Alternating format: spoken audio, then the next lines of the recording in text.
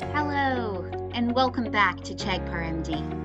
I'm Dr. Anise Chagpar. Today we're talking all about fiber, why it's important, why you need to get it, how much you need, the different types, and where you find it. It's so important to your health, so I'm so glad that you found this video. So what do you say? Let's get started.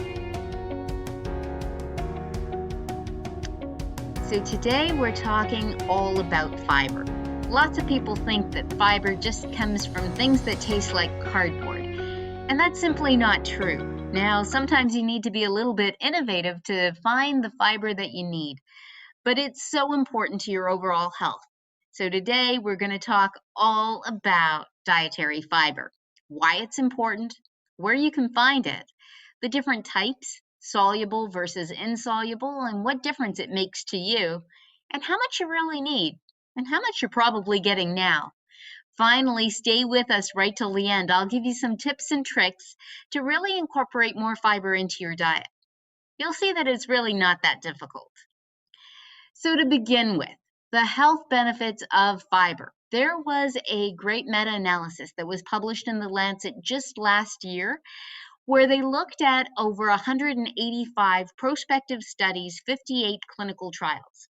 That was 4,635 adults. And they looked at all-cause mortality. That is to say, what is your risk of dying of any cause? And what they found was that for every 15 grams more of whole grains that you ate per day, that was associated with a reduction in mortality by 6%. So simply by eating more fiber, you can live a longer and healthier life. And why do I say healthier?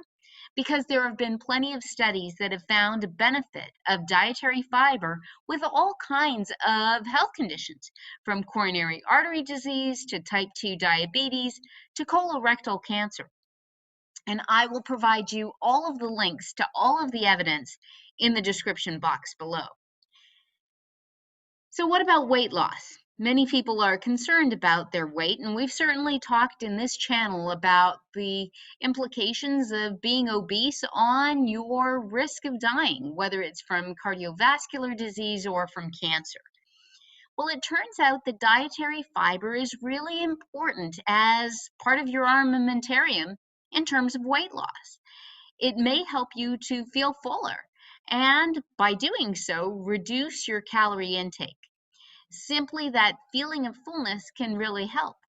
There was a meta-analysis of 62 trials that was published earlier this year in the American Journal of Clinical Nutrition, where they looked at viscous fiber supplementation. Now, this is taking soluble fiber supplements, usually in the form of PGX or glucoman, and they looked at these trials to see whether that actually made a benefit in terms of weight loss. And as it turns out, they did. There was an overall reduction in weight as well as in body mass index. And not only that, it also reduced waist circumference. So remember back when we talked about body fat distribution and we were talking about visceral obesity, that carrying weight around your midsection, that truncal obesity that increases your risk of so many things from cancer to heart disease. Well, it turns out that dietary fiber not only reduces your weight, but it also reduces your waist circumference or truncal obesity. And that was independent of calorie restriction. So that means that whether you ate the same number of calories with or without fiber, those people who were eating more fiber, even if they ate the same number of calories, had a benefit with the high fiber diet. Now, I always recommend getting your fiber from natural sources, from fruits and vegetables and whole grains. But for those of you who are interested in fiber supplementation, I will link in the description box below some of the supplements that were used in some of these studies, just so that you can have a peek at what they look like. So where do you find fiber in your diet? Well, there are two main sources. There's soluble fiber and insoluble fiber.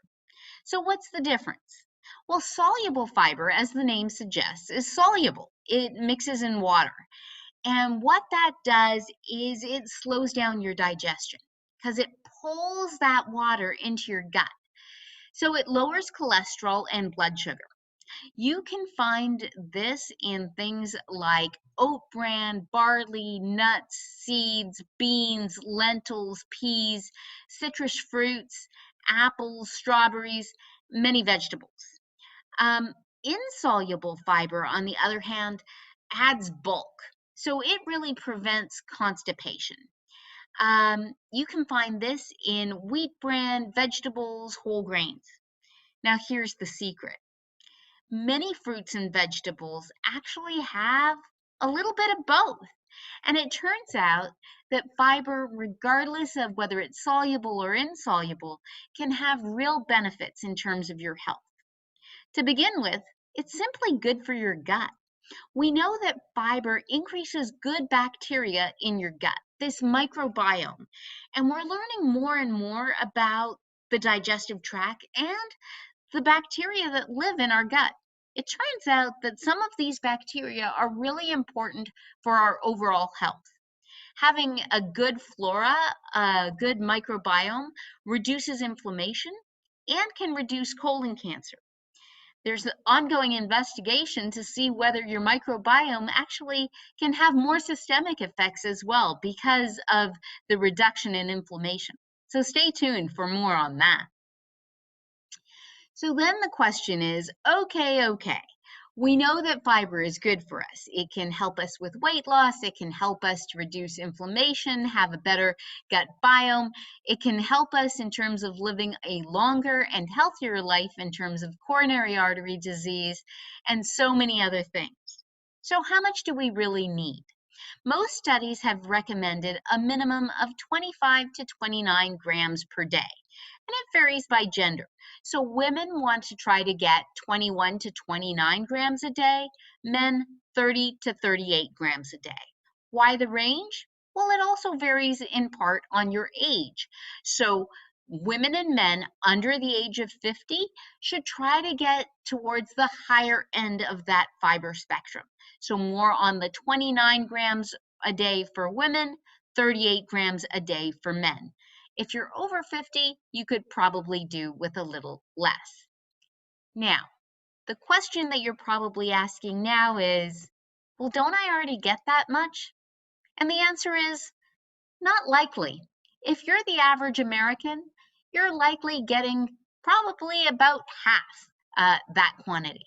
So how can you increase the fiber in your diet?